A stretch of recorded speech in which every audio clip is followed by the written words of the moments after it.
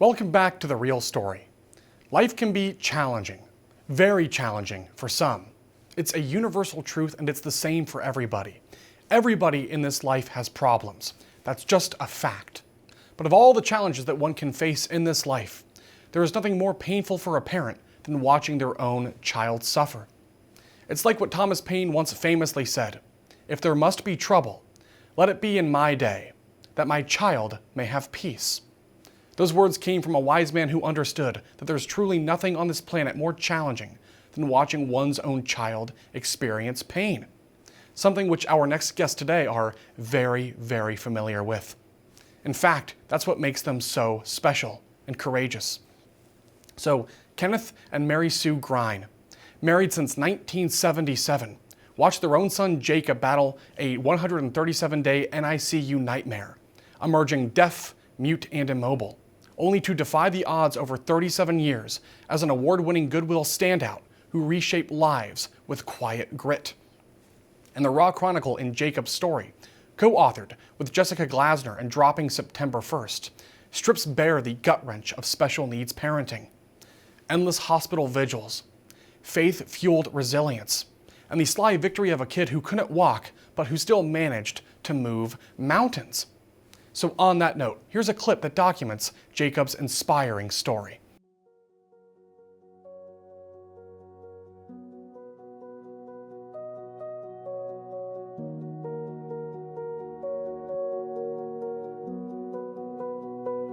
No matter what life brings, through the storms and grief, your worth is beyond what you see.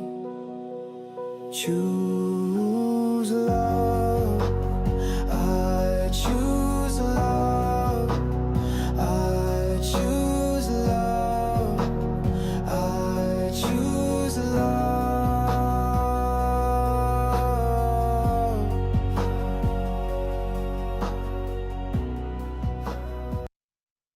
Here with even more about their story is Ken and Mary Sue Grein, the authors of the book Jacob's Story. Thank you both for being here today. Thank you for having us. Thank you, Riley. It's a pleasure. Absolutely. So without giving too much away on my end, I want to just first ask you about your story and everything you've been through for our audience. So please tell us what you would like to share with us today. When we were 22 years old, our son was born. He was born normal, but 2 days after he was born, he experienced 7 heart attacks, kidney failure. He experienced a broken clavicle, a lung collapse, and he just was in bad shape.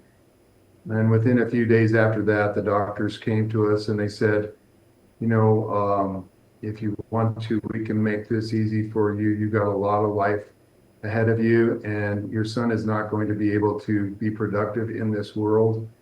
And we give him 6 months to live. But if you would like, we can go ahead and make this go away real easy and soft, and you can hold him.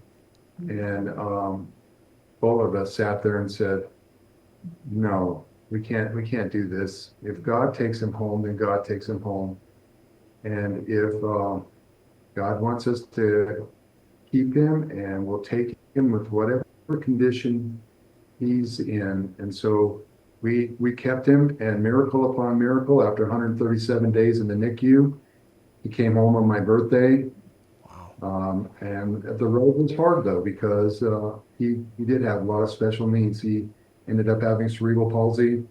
Eventually he had a kidney transplant when he was 15 years old. So many trips to the hospital, unbelievable things that took place that shouldn't have had to happen to him, but it did. And through all of it, we thank God for the opportunity to have him in our life. And at the age of 37 in 2019, he passed away unexpectedly. I was with him when he passed, and I had a beautiful time with him. And we saw over 400 people come to his funeral. Wow. And many of the people that came we did not know, because he had a life outside of our home. He lived with us, but he worked at Goodwill, and he went to the rec center. And so he made friendships and relationships. And it's amazing to us how a boy that could not talk, could not walk, could not hear, impacted so many people's lives. And we are so thankful that we made the choice to keep our son in 1981. Wow. So going back to the beginning for just a moment, I mean, you bring a child into the world and what you're hoping for is a happy and healthy baby, and you run into some really significant challenges. Looking back on that moment now, how do you think you both got through those times together? We took a moment as soon as the doctor asked us to let his life pass, and we surrendered him. We raised our hands to the Lord, and it was a step of faith, because once you call yourself a Christian, then you have to make choices after that. And that choice made the difference for us. And not only did we lean on God, but we leaned on each other. And Ken strengthened me in times that I needed it, and I strengthened him.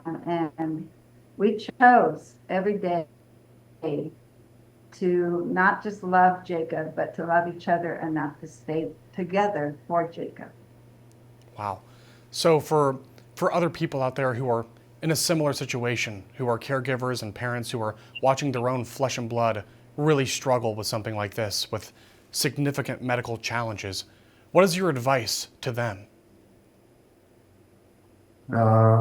Live one day at a time, live one moment at a time, cry out to God, push in with your family, with your wife or your husband. Don't let these things bring division between you, because that's what they will do if you let it. And don't get frustrated with each other, and just pour out love. We had 3 other children after Jacob, so we had a family of 4, and we embraced life together. We embraced Jacob together, and it transformed us. His life transformed all of us in the family. Many people ask us if we made a big difference for Jacob. And yes, we did, but people don't realize the impact that he had on our children, our grandkids, and on Mary Sue and I. We are not the same people today if we hadn't had him in our life. Wow. Okay. Thank you for that, by the way. I know this is sensitive stuff to talk about, so I just appreciate that you both made time for me today and you're opening up about your harrowing story. So truly, thank you from the bottom of my heart for that. My final question then for both of you is about why you chose to document this story about Jacob in a book. What was the sort of thought process behind that decision? We wanted to encourage other people that every life matters. We're living in a world where we want to achieve, we want to be successful. We take our value and our worth in what we do. And we want to encourage people that there are many, many of us who aren't just broken like Jacob was with his disabilities. With Jacob's disability, he just kept reminding us of what he could do, and that every value in life is worth the extra effort and the love that it takes to pursue a person and encourage them and stand behind them. I completely agree with that. And I would, add, if I may, my takeaway from this whole story of yours is that really all things are possible through God, including healing and perseverance. Ultimately, it all goes back to the Lord, truly. So I just want to thank you again both for your time. The book, Jacob's Story, is available for pre-order now on Amazon, dropping on September 1st. And I just thank you both so much for being here. I really appreciate your time today.